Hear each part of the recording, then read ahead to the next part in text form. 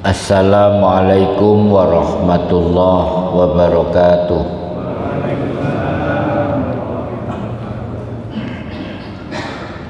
Alhamdulillah alladzi anzala as-sakinata fi qulubil mu'minin liyazdadu imanan ma'a imanihim. Asyhadu an la ilaha illallah wahdahu la syarikalah wa asyhadu anna Muhammadan abduhu wa rasuluh. Allahumma salli ala Muhammad wa ala alihi wa sahbihi wa sallim ajma'in, amma ba'du. Para jamaah rahimakumullah, kita lanjutkan kajian kita. Gak muncul gambarnya. Baik, tiada rotan rumput Jepang pun jadi. Baik, tema kita pada pagi ini atas permintaan takmir. Nah, ini derasnya fitnah akhir zaman jilid 4. Yang sini nggak bisa ya? Proses. Baik. Jadi yang jilid 4 ini para jamaah sekalian berkaitan dengan fitnah besar yang sudah dirasakan kehadirannya.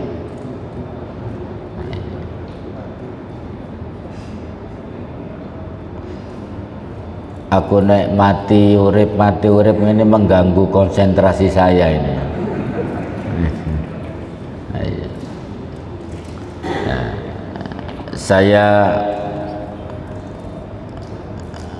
laptop saya baru ganti kemarin, beli yang agak mahal.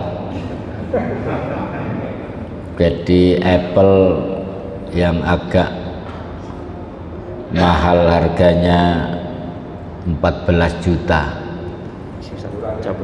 Kurang mahal ya, 14 juta. Ya tambah ono nek kurang mahal.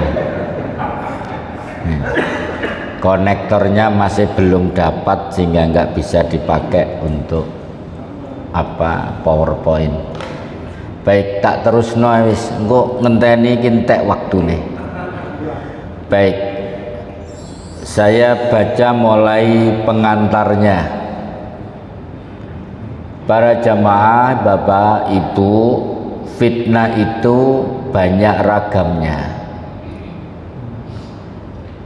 Ia semakin banyak dan dahsyat serta terus bermunculan di akhir zaman ini. Jadi semakin mendekati habisnya umur kehidupan ini, fitnah itu semakin membesar. Ibarat lampu mobil itu dari jauh ke depan tambah terang. Itu gambaran fitnah akhir zaman. Semakin kita rasakan dan semakin lama semakin menimpa kita. Itu bentuknya fitnah akhir zaman. Dan manusia sepanjang hayatnya selalu berdampingan dengan fitnah itu, nggak bisa dihindari. Hanya saja ada yang bergesekan dengan fitnah dalam porsi sedikit, ada yang banyak. Itu berkaitan dengan kepekaan kita terhadap mensikapi zaman yang semakin berkembang ini, gitu ya. Nah, fitnah-fitnah yang sudah kita rasakan itu, pertama, alam ini semakin dekat, Pak. Jadi hidup ini seakan-akan tidak ada jarak. Itu narasinya, kalau boleh saya baca supaya lebih rapi penyampaiannya. Dunia sekarang ini terasa semakin berdekatan. Apa yang terjadi di ujung dunia beritanya bisa sampai hingga ujung dunia yang lain dengan cepat, ukuran detik. Bayangkan, ini saya bicara ini live, bisa dibaca orang di Timur Tengah ukuran detik atau langsung. Nah itu monggo.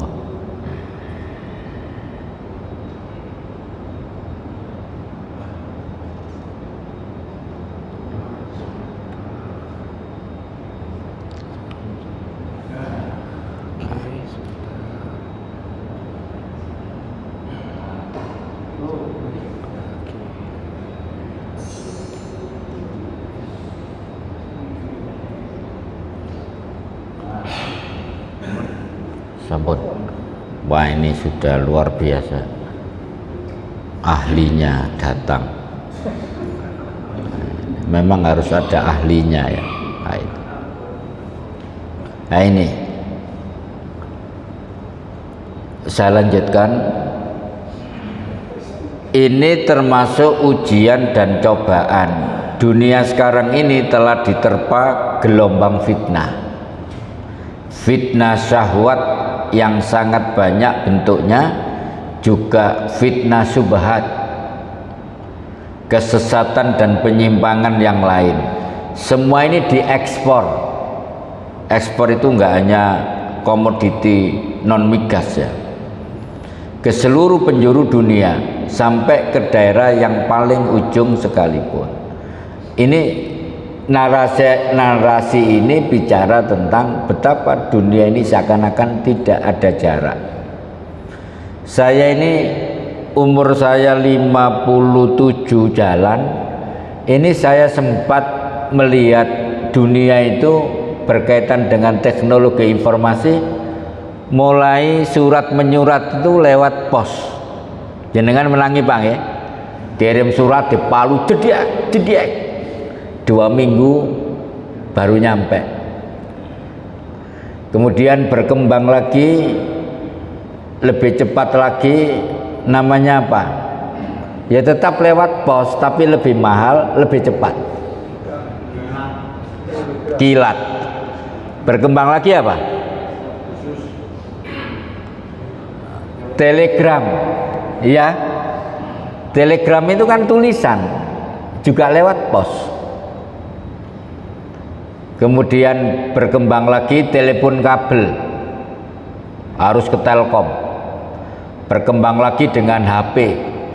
Saya punya HP itu saulek-ulek nek diantem nonang sampean iso. Apa itu? AMPS saya punya pertama itu. Jadi nggak pakai kartu, ada stasiunnya. Yang sekarang jadi apartemen di Jalan Kertajaya milik MNC TV itu dulu di situ. Berkembang lagi telepon gede Nokia besar ada, itu juga diantem nangono ya semaput ya. Nah, sampai hari ini teknologi, percepatan teknologi itu luar biasa. Kita bicara hari ini bahkan kita bisa rapat melalui benda kecil namanya HP itu, subhanallah. Nah, ini bagian dari percepatan teknologi, ini bagian dari fitnah. Kita bisa mensikapi dengan positif atau dengan negatif. Ini bisa berdampak positif, juga bisa berdampak negatif. Nah, coba saya sampaikan satu dalil hadis sahih riwayat Imam Muslim.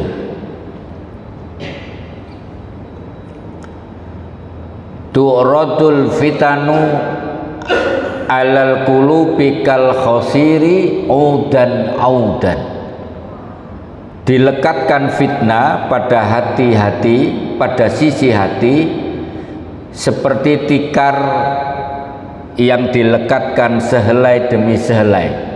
Jadi menganyam tikar itu maksudnya.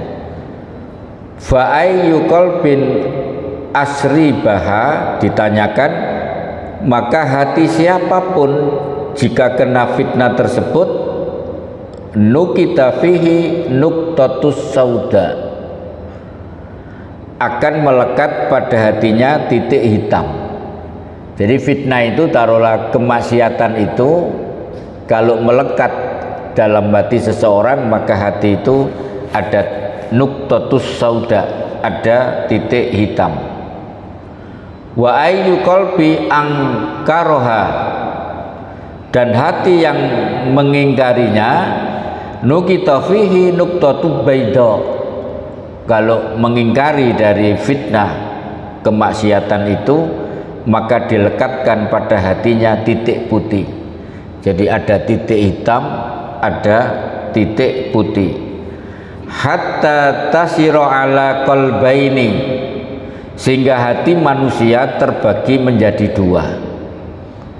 Ala abyadha mislis suffa, hati yang putih seperti batu marmer yang halus, ya seperti inilah.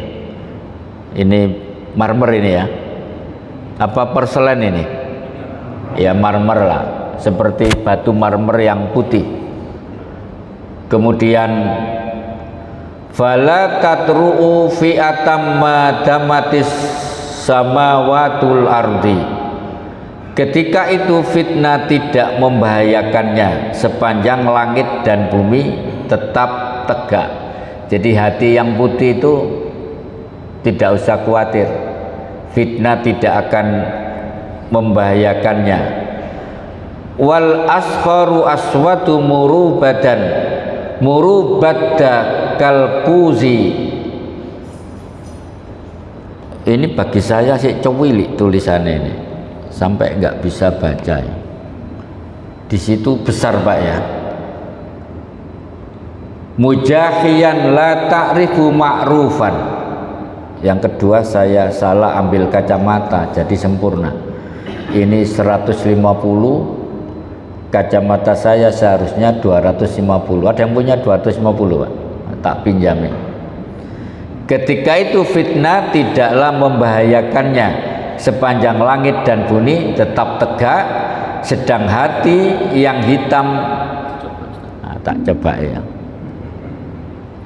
Oh, wapi Pak kacamatanya ini.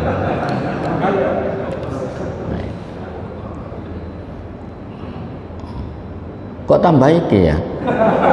Berapa ini Pak? Oh kurang Pak. Si aduk wekku titik Pak. Wis. Biarlah yang terjadi apa yang terjadi. Nah ini murah harganya, hanya 30.000, makanya burak. Sampai mana tadi? Sedangkan hati yang hitam kelam seperti cangkir yang dibalikkan. Cangkir itu kan begini. Saya nggak ada cangkirnya, nggak bisa memberi contoh di sini ya. Nah ini dibalik begini. Nah ini ya. Ia tidak mengenal ma'ruf, la ta'rifu ma'rufan. Ia tidak mengenal yang ma'ruf, yang baik. Jadi hati yang hitam itu dia tidak mengenal yang baik. Wala yungkiru mungkaron illa ma usriba min hawa, dan tidak mengingkari yang mungkar kecuali apa-apa yang telah terasuki oleh hawa nafsu. Nah, kon milih sakmene kae sing cocok ya apa Pak, wis enggak usah wis. Sakmene kae kon milih ya apa karepe takmir iki wis. Milih ini entek waktune pun. Enggak, ini hanya ini aja mungkin yang kelihatan kecil. Jadi ini gambaran fitnah akhir zaman berkaitan dengan hati manusia ini. Kalau putih yang terbimbing itu jangan khawatir, tidak akan mampu ditembus oleh fitnah akhir zaman. Tetapi kalau hatinya yang nuktos sauda tadi, itu ibarat cangkir yang dibalikkan, maka hidayah, cahaya tidak bisa masuk, kira-kira begitu. Dikuatkan oleh ayat dalam Al-Quran, ini saya percepat sedikit. Tidak ada yang bisa lolos dari fitnah ini kecuali yang menggigit Al-Quran dan As-Sunnah, kemudian bergegas untuk beramal soleh. Jadi ayat ini menguatkan hadis tadi. Kalau kita ingin selamat dari fitnah akhir zaman, tidak bisa lain adalah kita harus menggigit, artinya menjadikan Al-Quran itu, kalau dalam materi-materi yang lalu saya sampaikan, sebagai ruh kedua. Nah, ini mau tak kasih contoh, tak balikkan biar tumpah airnya gitu. Jadi, nah ini ayatnya. Kitabun anzalnahu ilaika. Ini adalah kitab yang kami turunkan kepadamu. Linukhrijan nasa, supaya kamu mengeluarkan manusia minaz zulumati ilan nur, dari gelap gulita kepada terang benderang, biizni rabbihim, dengan izin Tuhan mereka, ila siratil azizil hamid, menuju jalan Rabb Tuhan yang maha perkasa lagi maha terpuji. Singkat kata, para jamaah, bapak ibu yang saya hormati, kalau kita ingin lolos dari fitnah akhir zaman yang intinya kegelapan tadi, supaya hati kita tetap putih, pastikan kita bersikap yang tepat terhadap Al-Quran, yaitu membacanya, memahami kandungannya, mengamalkan isinya. Kalau ditingkatkan, mengajarkan kepada orang lain kalau punya kemampuan, kemudian membelanya ketika Al-Quran dinistakan oleh orang yang tidak bertanggung jawab. Nah, ini dalil tok isine iki. Nah, kemudian diperkuat lagi berkaitan dengan Al-Quran. Inni qad taraktu fikum syai'aini lan tadillu ba'dahuma kitaballahi wa sunnati. Hadis semacam ini banyak redaksinya. Ada yang taraktu fikum amroini lan tadillu bihi abada, kitaballahi wa sunnatir rasuli. Intinya, kalau kita berpedoman kepada Al-Quran dan As-Sunnah, kita tidak akan tersesat selama-lamanya. Kira-kira begitu. Redaksinya ada beberapa macam dengan beberapa riwayat. Kemudian diperkuat lagi, badiru bil a'mali fitanan kakito illailil muslim. Bergegas-gegaslah, cepat-cepatlah untuk beramal soleh, karena akan datang berbagai fitnah seperti penggalan-penggalan malam yang gelap gulita. Gelap gulita itu nggak kelihatan apa-apa. Apa kegelapan yang akan datang itu? Yusbihur rajulu mu'minan wa yumsi kafiron. Pagi-pagi orang masih pegang iman, sore sudah lepas imannya. Au yumsi mu'minan wa yusbihu kafiron, atau sore pegang iman, pagi sudah murtad, lepas imannya. Jadi fitnah akhir zaman itu banyak orang murtad, Pak, keluar dari agama. Kenapa kok banyak orang murtad? Ini yabi'u dinahu bi'aratim minad dunya. Mereka yang murtad itu menjual agamanya dengan kesenangan dunia. Jadi murtad itu karena dunia. Ya bi'udinahu bi'aratim minad dunya. Kalau jenengan hidup di sini, mungkin jarang melihat orang murtad itu, Pak. Saya lama sekali ngisi kajian sebulan sekali di desa namanya Sumber Manjing Kulon, 5 kilo sebelum Pantai Ngeliep, Malang Selatan. Itu populasi agamanya nomor 1 itu Hindu, bukan Muslim. Nomor 2 Muslim, nomor 3 Nasrani. Orang-orang yang belum pakai sandal, ibu-ibu tua-tua, itu kalau akad gini ke gereja. Di situ ya kita itu memang kalah, harus ngakui, Pak. Jadi di sumber Manjing Kulon itu tidak ada sumber air.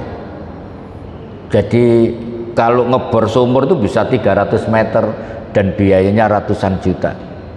Sehingga orang-orang itu ngambil air turun ke gua, ada sumber di situ, bawa 2 timbo besar, dipikul kriat naik ke atas, disimpan di jeding kolam yang besar.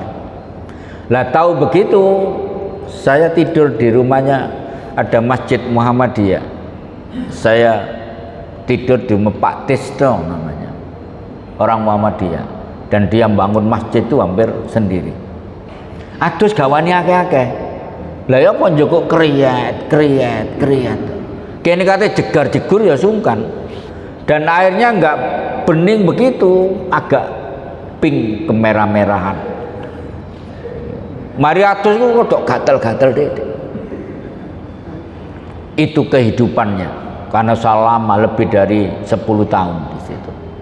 Suatu kali, Pak, pihak gereja ini urunan. Jadi bagaimana air yang di gua ini, sumber mata air yang jernih ini, itu dikasih pompa yang ini ratusan juta. Airnya dibawa naik ke atas, kemudian dibuat pipa ke rumah-rumah penduduk.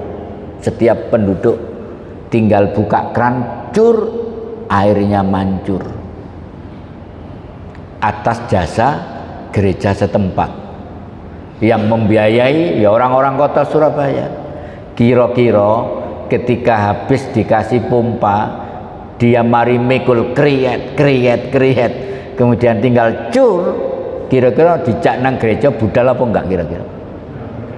Lah kita gak mikir ngono iku waktu. Apa sing digawe?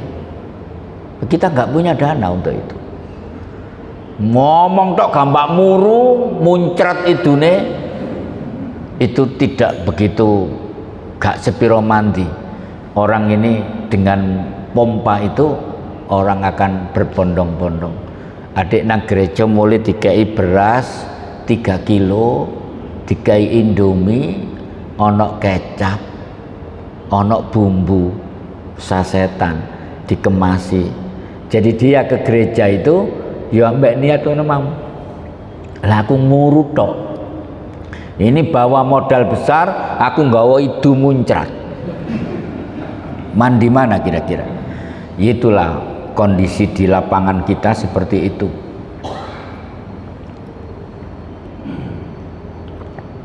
Selalu kalah kalau bicara sosial, bicara apa? Terus anehnya di sana itu juga wong Kristen lho melok kurban, Pak. Aku heran. Iki dalile Matius ta apa ta? Ternyata ya untuk menarik itu enggak ada orang korban, Pak, di sana waktu itu ya. Nah itu. Jadi Pak Tisno itu hampir sendiri bertahan. Jadi yang lain abangan, ya animisme, dinamisme itu yang banyak. Dia orang Muhammadiyah sendiri bangun masjid Al-Falah namanya. Dan sekarang sudah berubah. Sekarang yang melanjutkan itu namanya Ustadz Abdul Rauf, teman saya yang tiap bulan ke sana, sudah mulai berkembang. Alhamdulillah. Saya nek delok ono alhamdulillah iki bensin mbah-mbah aku rek. Tapi saiki berkembang. Jadi Islamnya sudah mulai banyak dan warga Muhammadiyahnya cukup kuat di sana itu ya. Nah ini. Baik, saya lanjutkan. Nah ini yang penting mau saya sampaikan para jamaah sekalian. Kalau nggak cukup ya separuh. Fitnah yang paling dahsyat itu perpecahan dan pertikaian di kalangan umat Islam. Saya agak serius bicara ini. Tak totoi longgoku berseri. Kalau kita aktif di media sosial hari ini atau 2 bulan terakhir ini, itu trending topik di media sosial itu ada 2. Yang pertama berkaitan dengan isu hukum musik, berkaitan Ustadz Tadi Hidayat. Yang kedua berkaitan penolakan Ba'alawi dianggap tidak nyambung sampai kepada Nabi dari tesis seorang ulama dari Banten namanya Imaduddin Al-Bantani.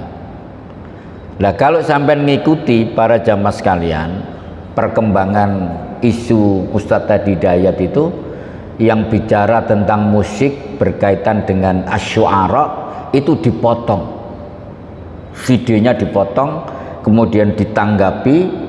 Yang pertama Ustadz dari Salafi namanya Muflih Safitra, ini alumni Timur Tengah tapi jurusan teknik industri sehingga gelarnya insinyur. Ini yang pertama menganggap Ustadz Adi Hidayat keliru dan di blow up di media sosial dan banyak sekali videonya. Saya mengikuti menit demi menit. Yang kedua kemudian perkembangannya adalah di media sosial sampai menjustifikasi bahwa Adi Hidayat karena kasus ini masuk kategori kafir. Orangnya namanya Mariono, orang Jawa Tengah, tidak dikenal dia ini ahli, gelare LC, tak dokter, tak doktor, tak kiai, enggak jelas. Saya sudah lihat tanggapannya di sosial media. Ini akhirnya punya implikasi yang luar biasa. Yang pertama, pemuda Muhammadiyah Jawa Tengah kejar namanya Mariono, siapa dia? Sampai begitu, Pak. Karena tidak objektif ketika menanggapi Ustadz Adi Hidayat itu. Yang kedua, ini sampai menjadi isu di Rakernas PP Muhammadiyah. Salah satunya item yang dibahas Ustadz Adi Hidayat. Kamis kemarin Rakerwil, kebetulan Majelis Tabligh Wilayah Jawa Timur itu dosen saya jadi teman, namanya Pak Abdul Basit itu. Sama-sama ngisi di Fakih Usman di Unmu Gresik juga. Ini juga Rakernas hari Kamis kemarin tanggal merah juga ada item yang dibahas tentang fenomena Ustadz Adi Hidayat. Artinya ada gerakan untuk memecah belah umat Islam itu by design. Itu memang by design. Kalau dalam kacamata Pak Jazir Jogokarian dari Jogja itu by design, memang dibuat bertaruh. Akhirnya para jamaah sekalian rahimakumullah, saya mencoba mengkaji, ternyata di Indonesia ini hari ini yang paling otoritatif, punya otoritas bicara fikih itu ada satu lembaga namanya Rumah Fikih Indonesia. Tokohnya namanya Ahmad Sarwat LCMA. Dia alumni Libya Jakarta dan guru-gurunya adalah tokoh-tokoh Salafi. Tapi dia objektif melihat itu, dia juga menggugat narasi-narasi dalam tanda petik. Mohon maaf kalau ada yang Salafi yang hadir ini. Dia juga mengkritik narasi-narasi Salafi yang dianggap mengadu domba. Dan satu pun Ustadz Salafi nggak ada yang menanggapi Ahmad Sarwat ini. Jadi jenengan bisa belajar fikih dari sini kalau mau pinter. Ketik saja Rumah Fikih Indonesia. Dia nanggapi musik ini dengan sangat objektif. Jadi zaman Nabi itu namanya musik itu semacam konser. Kalau dimulai jam 1 siang, maka bubarnya jam 1 siang besok pagi, non-stop 1. Dan musik pada zaman itu include dengan miras di situ, include dengan perjudian di situ, include dengan perzinahan di situ. Itu musik. Jadi kalau orang Arab bicara musik, ya itu gambare. Kayak ngono iku. Makanya kemudian ulama 4 mazhab mengharamkan musik. Karena ngono mang musik itu tidak seperti musik yang kita saksikan pada hari ini, gitu ya. Itu pertama. Yang kedua, para jamaah sekalian rahimakumullah, lah kalau musik itu misalnya ringtone HP ding ding ding ding ding, yaitu tidak kategori musik musik yang dimaksud lahwal hadis. Itu kan teman-teman itu kan mesti dalil ini. Lahwal hadis itu sesuatu yang melalaikan. Orang yang datang ke musik, ke konser itu sudah lalai, tidak ingat Tuhan, sudah ikut miras, sudah ikut berjudi, sudah ikut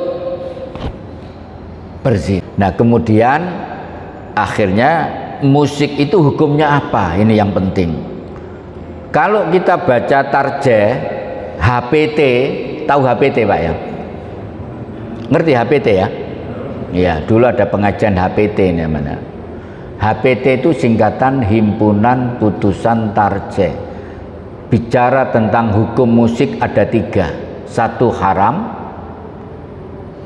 2 sunnah, 3 mubah. Musik yang haram yaitu tadi jelas haram. Yang begitu tadi jelas haram. Atau hari ini kita dengar musik kok perilaku kita cenderung ngeres. Hari lihat musik kok ngeres, pikiran kita pingin maksiat, yaitu masuk kategori haram. 1. Tapi kalau kita dengar musik kok iman kita bertambah. Loh, saya itu kalau mendengarkan musik Roykan itu hatiku enak loh Pak. Nilai-nilai agamanya masuk. Saya suka lagu barat tapi islami, namanya Raif, kalau jenengan tahu. Itu paling saya suka. Jadi ada imigran Palestina di Amerika, dia musisi, lagu-lagunya yang paling saya suka Dream judulnya. Itu isinya itu motivasi.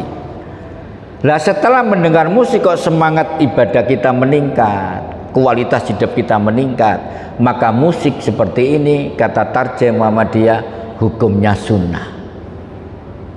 Jadi kontennya yang jadi masalah. Yang ketiga, ini bisa makro sampai haram.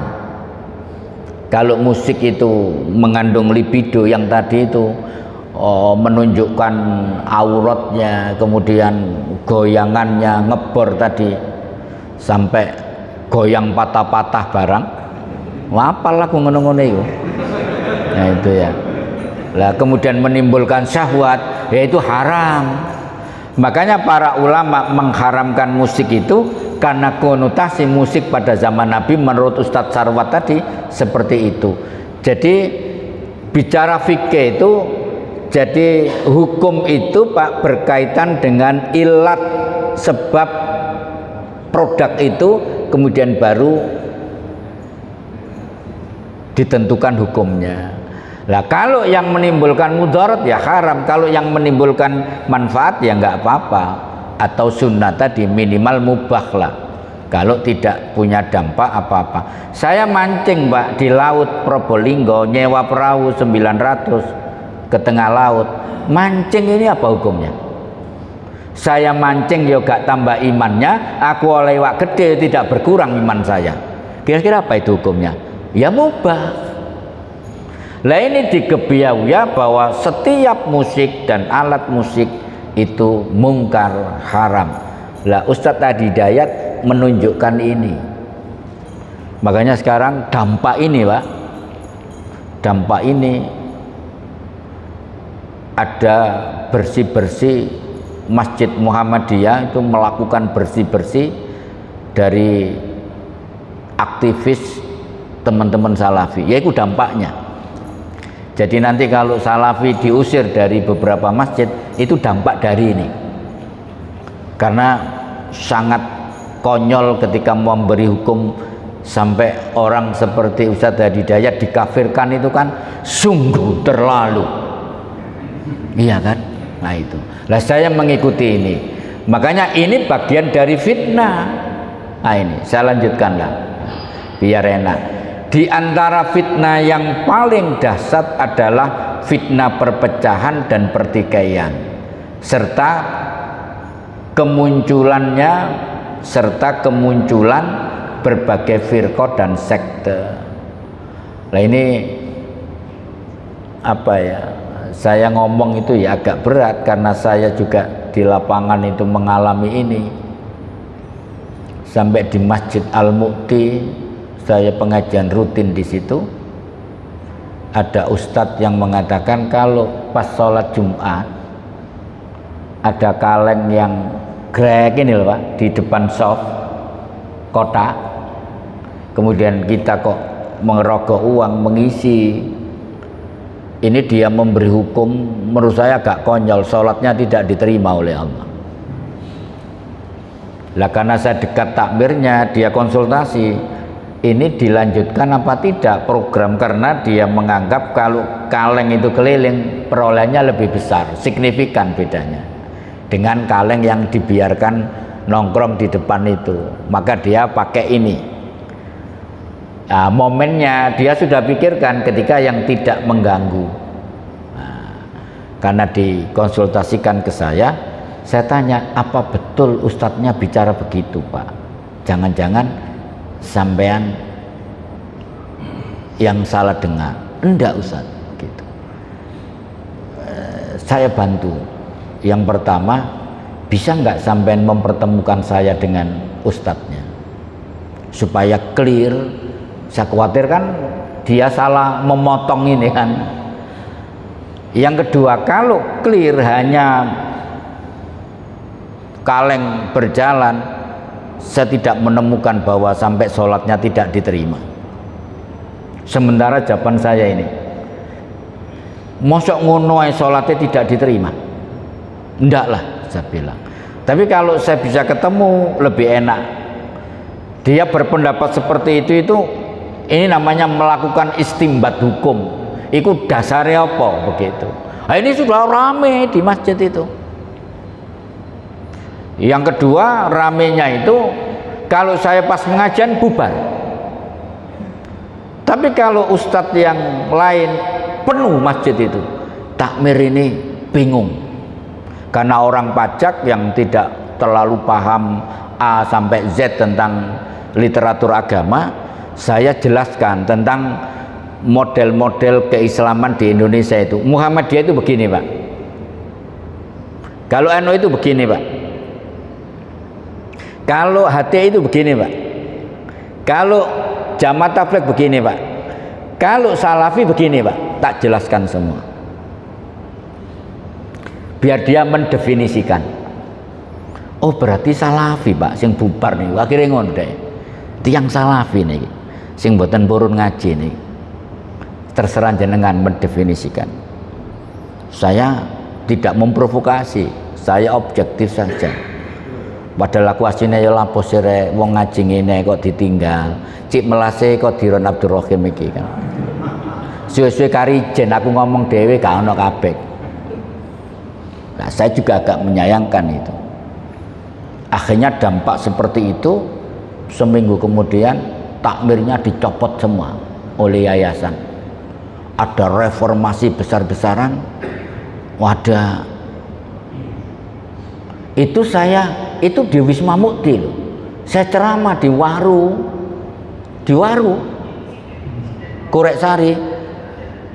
Ditanyakan jamaah, Ustadz apa betul direformasi takmirnya di Lho jenengan kok tahu? Lho saya ngaji di sana. Lho toko Waru ngaji rono. Iya Mas orang. Kenapa Ustadz? Karena bolo-bolo sampean sing gak tepak tak orang ngono mesisan. Aku rada mangkel.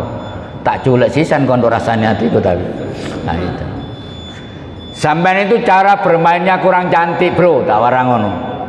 Yang cantik sampean gak melok duwe masjid. Sampean gak melok bangun. Sampean bisa sholat di situ. Sampean difasilitasi di situ. Sampean bisa mengusulkan ustadz ceramah di situ. Kelompok sampean nyaman di situ. Ojo nggawe perkara. Sing apik moralitasnya, adabnya itu yang apik. Teko masih sapa sing ngaji, ojo dihukum ustadz. Sampean usul ustadz ini, begitu direalisasikan ustadz yang lain sampean nggak mau. Sampean nggak perkara itu. Kalau hari ini bersih-bersih ora sakno dhewe. Hari ini bersih-bersih gitu. Masjid-masjid mau bersih-bersih. Bahkan Profesor Syafiq Muhni memberikan stigma. Ada benalu di Muhammadiyah namanya Musa. Muhammadiyah Salafi.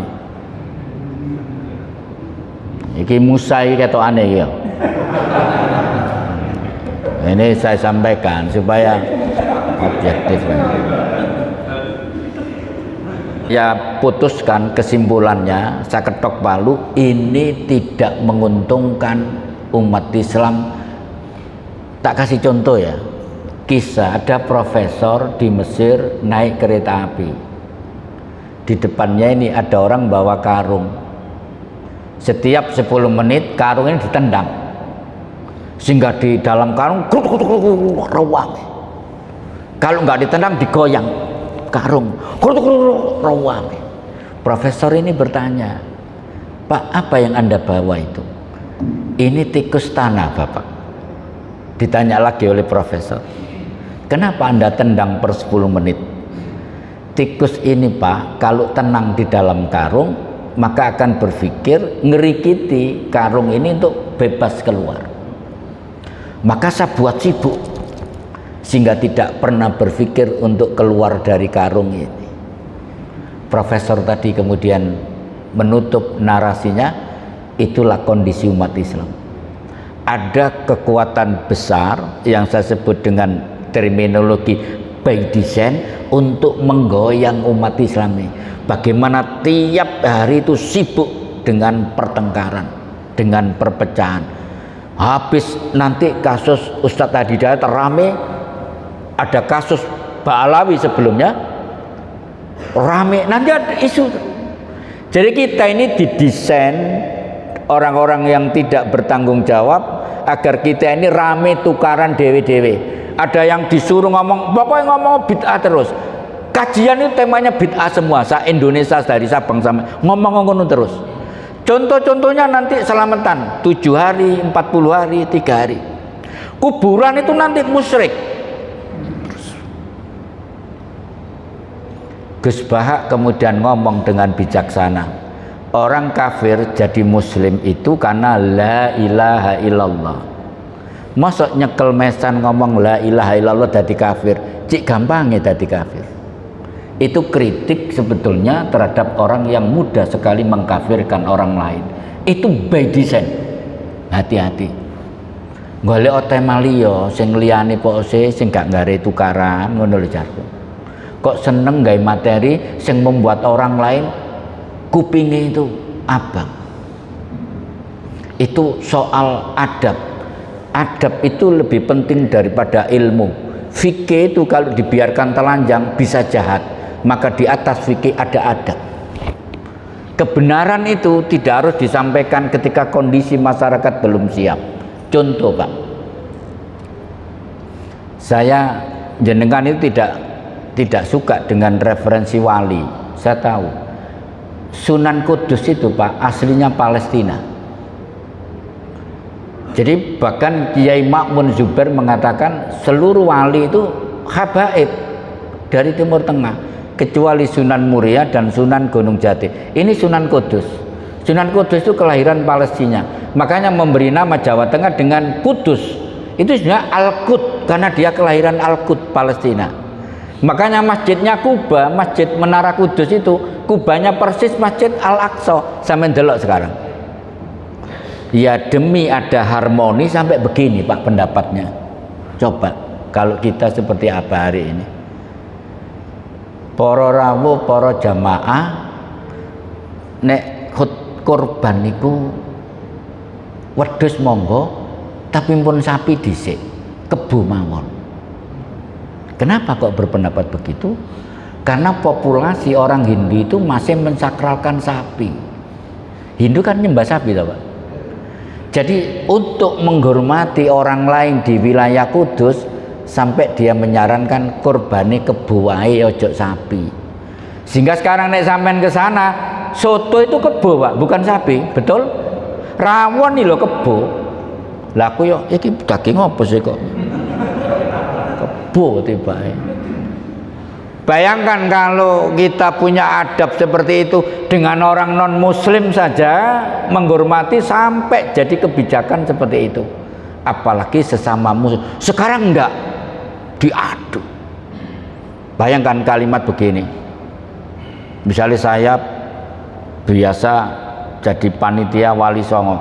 Sekarang itu ada orang yang nyembah kuburan. Itu panitia Wali Songo itu bis datang ke kuburan untuk menyembah kuburan. Lah saya nggak nyembah kan tersinggung, Pak. Loh, kita ke sana itu kan ziarah. Jangan ngajari saya tentang nyembah, jari ini ngono, Pak. Nah, ini artinya konten-konten yang mungkin harus dihindari. Lah kebetulan hari ini sing kenek kok Ustadz Adi Hidayat dibelani ambek ormasnya, kan begitu ya. Baik, ini fitnahnya, ini yang terakhir. Waktunya wis entek iki, kurang 5 menit. Jadi perpecahan itu di sini, Pak. Qul huwal qadiru ala ayyab asa alaikum azaban. Katakan dialah yang berkuasa untuk mengirimkan azab kepadamu. Mim fauqikum au min tahti arjulikum au yalbisakum syi'an. Lah azab dari Allah ini pertama azab dari atas, mim fauqikum, azab dari atas kamu. Apa Pak tafsirnya azab dari atas itu? Ternyata para ulama juga berbeda menafsirkan ayat ini. Makanya jangan satu tafsir. Azab dari atas itu makna tafsir yang normatif ya, hujan dari langit menimbulkan banjir. Itu normatif. Tafsir yang letterlek lah gampangannya, yang tekstual. Tapi azab dari atas itu ada yang menafsirkan adalah penguasa di atas yang zalim, yang menyengsarakan rakyatnya. Ada yang menafsirkan itu. Au min tahti arjulikum, azab dari bawah kakimu apa? Iya gempa bumi, koyok Lapindo itu dari bawah. Tapi tafsir yang lain mengatakan azab dari bawah itu karena tadi ada penguasa zalim dari atas yang menyengsarakan rakyat. Ini ada gerakan bawah yang menolak kezaliman penguasa, kemudian melakukan gerakan anti penguasa, bentuknya demo anti penguasa dan lain-lain. Itu salah satu penafsirannya.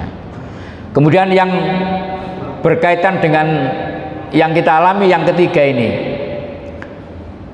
au yalbisakum syi'an, atau dia mencampurkan kamu dalam golongan-golongan yang tidak yang saling bertentangan.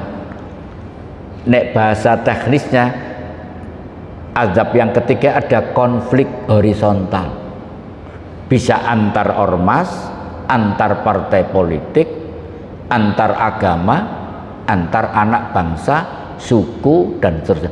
Itu awyal bisakum syi'an.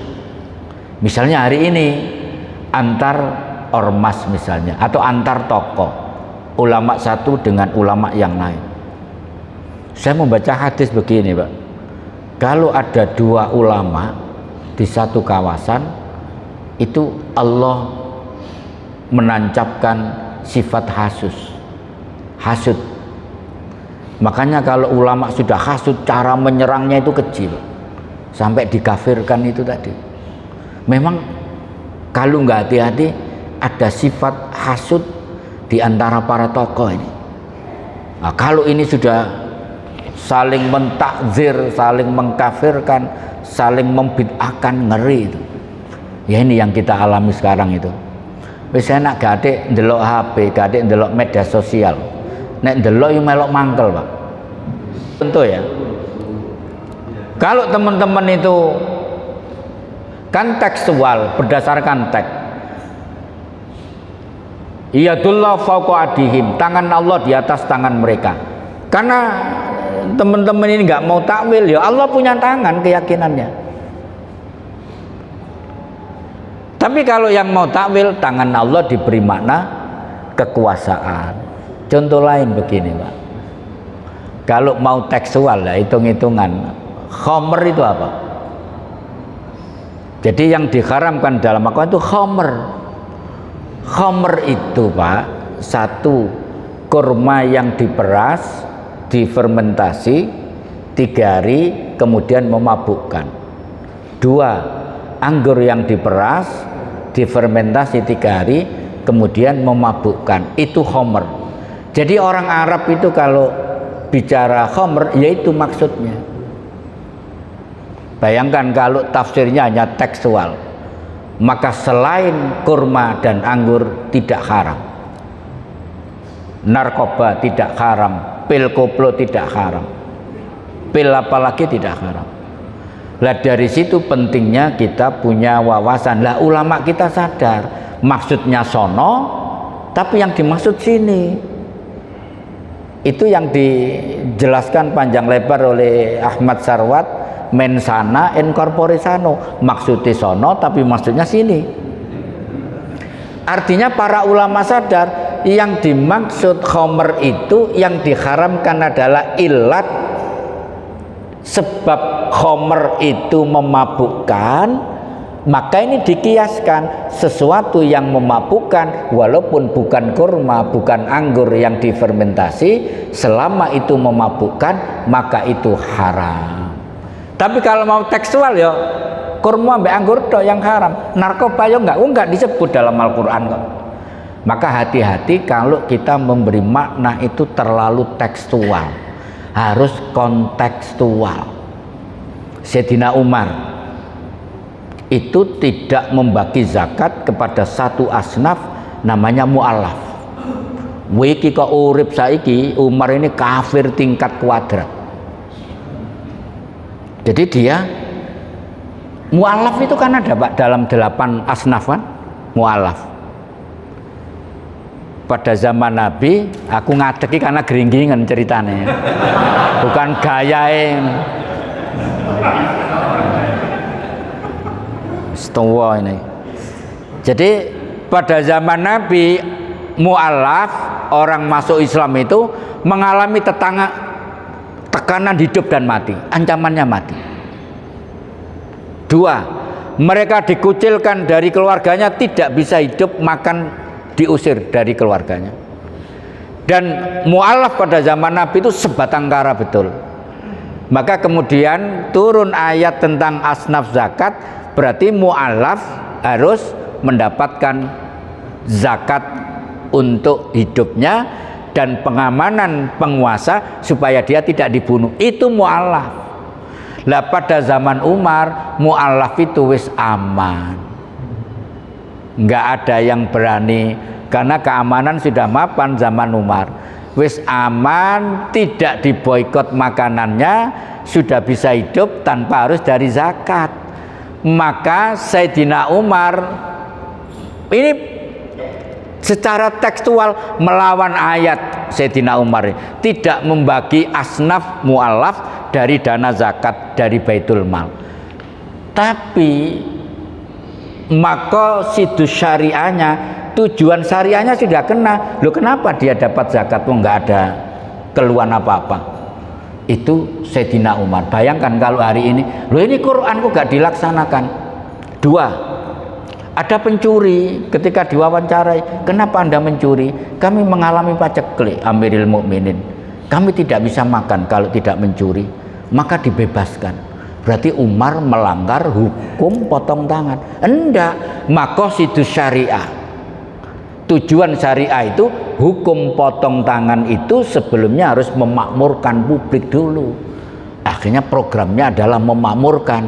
Kalau sudah makmur, tidak ada paceklik, tidak ada kekurangan pangan, kok dia mencuri, berarti profesinya mencuri, baru dipotong tangannya. Itu kontekstual, bukan tekstual. Jadi Sayyidina Umar itu sampai ada 72 istimbat hukumnya, berkesan bertentangan dengan Al-Quran dan hadis, tapi cocok dengan maqasidus syariah. Dia lebih tahu daripada kita. Ya kita kan didelok, yaitu tadi Ustadz tadi dipotong seret, yang bagian Asy-Syu'ara itu adalah ayat tentang penyanyi. Awalnya nggak dilihat, akhirnya nggak dilihat, hanya dipotong ini. Akhirnya itu dibuat jadi fitnah. Itu Pak, pekerjaan orang Khawarij zaman itu. Jadi ada Abdullah bin Muljam melihat pertentangan Sayyidina Ali dan Muawiyah, kemudian pakai tahkim. Tahkim itu Ali mengutus utusan juru bicara Abu Musa al-Asy'ari, Muawiyah mengutus Abdullah bin Amr bin As untuk berunding menyelesaikan konflik ini. Ini bagi Khawarij ini bertentangan dengan Al-Quran. Tahkim ini mestinya langsung merujuk kepada Al-Quran dan Sunnah. Pakai perwakilan ini bertentangan. Maka Ali kafir, Muawiyah juga kafir. Maka rapat suatu malam.